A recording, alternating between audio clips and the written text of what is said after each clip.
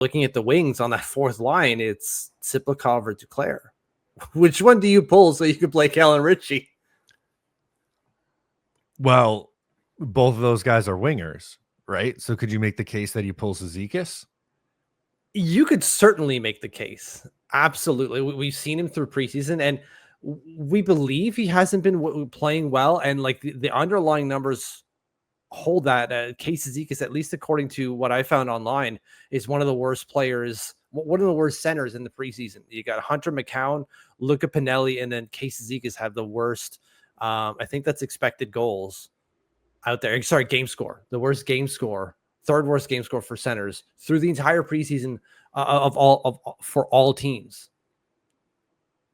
He's not playing well, man. So there's no justification there. It's just like, well, I guess we got to play the kid over Casey, man. And he had his worst year, maybe of his career, honestly, this past year. 17 points in 82 games, only 7 goals. You know, you go to the 2 years prior, he had 23 points and 21 points and was playing, nearly 14 minutes a night. Ice time goes down to 13 minutes, which is still a lot for, fourth line center. Mm-hmm. But, -3, 51 penalties, only the 7 goals. He's, unfortunately, this is what happens when, depth players get into their mid-30s. The fall off can be quick.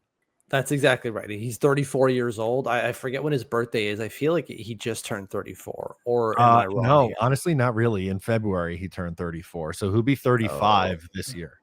Yeah, I say that if he's ancient. Like Bill and I are both like, my bones hurt here, and the 35-year-old is old.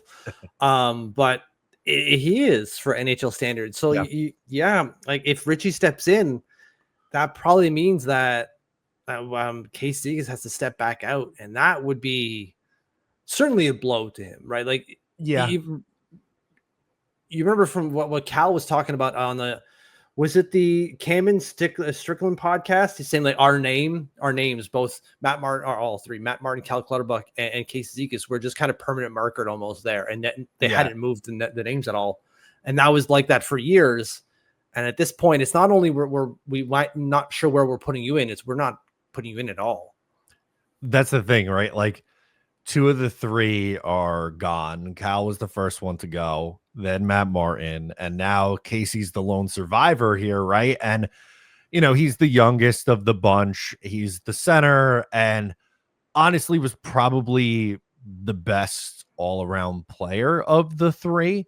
Mm-hmm. But, different style on that fourth line. Like, just look at who the projected wingers are right now in Duclair and Cizikas, not anywhere close to Matt Martin or Cal Clutterbuck in play style. If he comes out of the gate slow, he didn't look good in the preseason. He wasn't great last year. How long is the leash, I guess, is my question that I have for Casey Cizikas. I don't think it's very long. And it's not to say that he needs to be good because the team depends on it. It doesn't. Like, if the team sucks, I don't care. That's totally fine.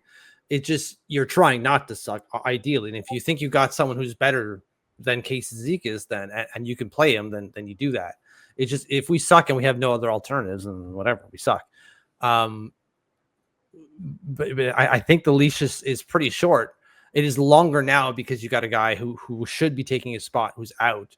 But once Callum Ritchie is good to go, maybe you give him another 2-week like conditioning stint in the minors in the AHL just to get him up to speed type of thing.